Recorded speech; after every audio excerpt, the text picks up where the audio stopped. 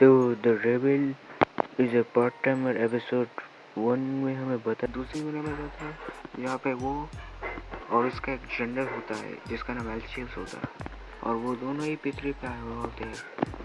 और फिर सैटर्न बोलता है कि हमें एक ऐसी जगह ढूंढनी पड़ेगी जहाँ पे हम ठीक हो सके। और फिर एल्शियल सैटर्न को देखे बोलता है कि मास्टर आप इंसान कैसे बन गए। फिर वो दोनों खुद के आपको देख के हैरान हो जाते हैं क्योंकि वो दोनों ही खुद इंसान बन चुके थे। फिर वहाँ पे तो पुलिस बताते हैं और कहते हैं कि क्या हम दोनों तुम दोनों से एक मिनट बात कर सकते हैं। फिर एल्शियस कहते हैं कि तुम्हारी हिम्मत कैसे हुई कमजोर इंसानों। फिर हम दोनों पुलिस वालों में से एक पुलिस वाला कहता है शायद ये फॉरेनर्स है, और फिर दूसरा पुलिस वाला बोलता है कि वो आप लोग तो घायल हो। फिर सैटर्न एल्शियस से बोलता है कि यहाँ पे अपना जादू तब तक इस्तेमाल मत करो जब तक आप को रिपोर्ट करते हैं कि यहाँ पे तो लोग मिले हैं जो कि घायल और दिखने से फॉरेनर्स लगते हैं। और फिर वो पुलिस वाले बोलते हैं अगर आपको दिक्कत ना हो तो आप हमारी गाड़ी में बैठ। पहले एल्शियस ना बोलता है, फिर सैटर्न के बोलने पे वो गाड़ी में बैठ जाते हैं वो दोनों। और फिर सीन चेंज होता है और फिर हमें पुलिस स्टेशन दिखाया जाता है जहाँ पे सैटर्न उस पुलिस वाले से बोलता है कि मुझे इस दुनिया के बारे में जानना है। और फिर सैटर्न उस पुलिस वाले को हिप्नोटाइज करता है और फिर इस दुनिया के बारे में पता करता है। और फिर वो एल्शियस के पास जाता है, बोलता है एल्शियस मैंने पता कर लिया है कि इस दुनिया के बारे में। अचानक से हम जिस दुनिया में है इसका नाम है अर्थ, और अभी हम उसी के एक कंट्री में जिसका नाम जापान है हम वहाँ पे हैं। वहाँ के कैपिटल टोक्यो में है और हम जिस बिल्डिंग पे है उसे पुलिस स्टेशन कहते हैं। और इस दुनिया में जादू और स्पेल कास्टिंग जैसी कोई चीज़ ही नहीं है और एक पे बस इंसान रहते हैं, इसलिए हम भी इंसान बन चुके हैं। और इस दुनिया में जब मैजिक जैसी कोई चीज़ ही नहीं है तो हम मैजिक को इकट्ठा करके अपनी दुनिया में वापस नहीं जा सकते। फिर एल्शियस बोलता है ये कैसी हकीकत है। फिर सैटर्न बोलता है कि इसके जवाब में बोलता है कि हमें इस दुनिया के नियमों के हिसाब से चलना पड़ेगा और हमें इस दुनिया में रहने के लिए खुद के ऑफिशियल रिपोर्ट्स और सर्टिफिकेट्स बनाने पड़ेंगे। फिर वो खुद के सर्टिफिकेट्स बनाते हैं और सैटर्न का नाम साडोंग माओ रखता है। फिर माओ एल्शियस से कहता है कि अब हमें बैंक में अकाउंट खोलना पड़ेगा। और फिर वो बैंक में जाके 10,000 का नोट निकालता है जो कि उस पुलिस वाले से माओ ने दिया था। फिर वो लोग एक घर लेने आते हैं और उनके पास ज़्यादा पैसे ना होने की वजह से वो पुराना और छोटा घर लेते हैं।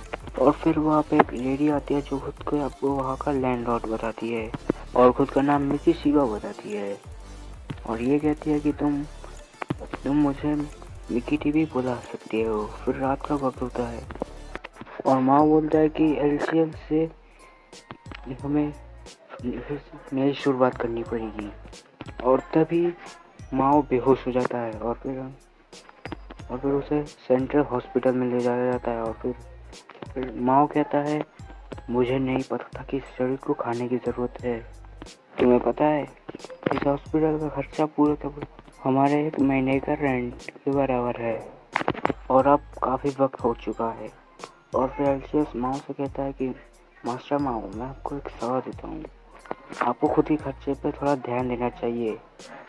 फिर माओ इसके जवाब में बोलता है मैंने कुछ गलत नहीं किया, गर्मियाँ आने वाली है तो इसलिए मैंने फ्रिज ले लिया था और वॉशिंग मशीन मैंने इसलिए लिया था क्योंकि ये लॉन्ड्री से सस्ता है और साइकिल भी हमें ज़रूरत है इसलिए मैंने लिया। फिर एल्शियस बोलता है ये सब तो ठीक है पर आपने कैसे सोच लिया कि दूध जेली और 2 खीर से हमारा गुजारा होगा। कि मास्टर माँ आप दिन में 3 बर्गर और फ्रेंचाइज खाते हैं और आपको खुद के खर्चे पे ध्यान देना चाहिए। और भी बहुत कुछ सुनने लगता है और ये सब सुनने के बाद माँ भी वहाँ से चला जाता है और फिर सीन चेंज और हमें माँ दिखाया जाता है जो कि बारिश में खड़ा हुआ होता है और वहाँ पे एक लड़की आती है जो कि बारिश में भीग रही होती है और ये देख के माँ उसे खुद का अम्ब्रेला दे देती है और फिर कहता है कि मैं यहाँ पे पास ही में MG रोनर्स में काम करता हूँ तो मुझे वहाँ पे जाने में ज़्यादा देर नहीं लगेगी। और फिर वो लड़की वो माँ से उनका छाता लेती है और फिर माँ वहाँ से जाने लगता है और जाते जाते बोलते हैं कि मुझे कोई फ़र्क नहीं। तो फिर माँ वो जाते जाते कहता है कि मुझे कोई फ़र्क नहीं पड़ता अगर तुम ये छाता फेंक दो तो। और फिर हमें MG रोनर्स दिखाया जाता है, मतलब देख रहे हो एनिमे बनाने वालों ने भी कह दिया कि साला हम किसी का प्रमोशन नहीं करने वाले। और फिर हमें माओ दिखाया जाता है जो कि ये कह रहा था कि इस हफ्ते डिसाइड होगा किसने सबसे ज़्यादा फूड आइटम्स बेचे हैं। और मैं बता दूं कि यहाँ पे माओ पार्ट टाइम जॉब करता है और फिर माओ वहाँ पे ऑर्डर्स ले रहा था और अपनी फ्रेंड्स भी बना रहा था। और इसी के साथ में एक लड़की काम करती है जो ये सब देख के तारीफ करने लगती है। और वहाँ पे फिर लाइब्रेरी पे एलसीएल किताब पढ़ रहा होता है ताकि उसे कोई रास्ता मिल सके वापस एंटेस्ला जाने के लिए, पर अफसोस उसे कोई रास्ता नहीं मिलता, जिससे एलसीएल बहुत दुखी होता है। और तभी वहाँ पे एक अर्थक्वेक आता है और फिर सीन चेंज होता है। जो यहाँ पे जो माओ है वो स्टाफ रूम में बैठा होता है और उनके बॉस आता है जिसका नाम मिस किसाकी होती है। और फिर वो कहती है कि हे तुम दोनों, बाहर में बहुत भीड़ लगी हुई है तो तुम जल्दी से। और जाते जाते वो कहती है कि ओ हाँ सात्सुकी, आलू को ज़्यादा बॉईल मत कर देना। और फिर माओ और सात्सुकी भी एक साथ काम करने लगते हैं सभी कि तभी उनकी मशीन ख़राब हो जाती है। फिर माओ सोचता है कि अगर मैंने कुछ नहीं किया तो मैं नंबर 1 तक नहीं बन पाऊँगा। और फिर माओ मैजिक यूज़ करने के बारे में सोचता है और मैजिक करने ही वाला होता है कि तभी वो नहीं करता। फिर और फिर सीन चेंज होता है। फिर स्टाफ रूम दिखाया जाता है जहाँ पर माओ कह रहा होता है कि मैं फेल हो गया। और फिर किस्सा की आती है और फिर वो माँ को ऑफिस में बुलाती है और फिर माँ सोच में पड़ जाता है कि कहीं उन्होंने मुझे मैजिक यूज़ करते हुए नहीं देखा। और फिर मैं इसका समझ कहती है कि कोई बुरी खबर नहीं है, डिस्ट्रीब्यूट ऑफिस में अप्रूवल मिल चुकी है और इसके साथ ही मैं तो ए लेवल में प्रमोट करती हूँ। और फिर सीन चेंज होता है, हमें वो लड़की दिखाई जाती है जिससे, और फिर वो लड़की कहती है मैं तुम्हारे रेस्टोरेंट में गई थी। और फिर माँ कहती है ओ सॉरी, तुम मेरे रेस्टोरेंट में आई थी, मैंने तुम्हें नहीं देखा था। फिर वो लड़की कहती है मैंने तुम्हें मैजिक इस्तेमाल करते हुए देखा था। फिर माँ बोलता है क्या? फिर वो लड़की बोलती है तुम एमजी रोनस में काम करते हो सैटर्न। और माँ फिर शौक को कहता है कि एमिली द हीरो ये तुम।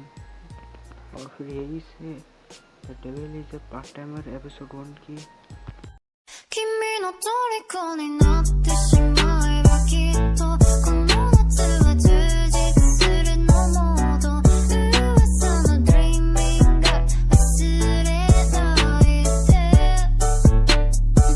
でも気持ちは伝えてしまえばいつかその夢は覚めてしまうんだろうな青い影が揺れる街角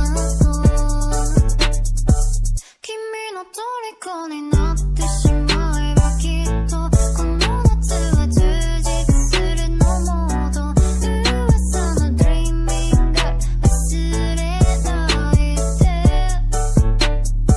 でも気持ちは伝えてしまえばいつかその夢は覚めてしまうんだろうな青い影が揺れる街角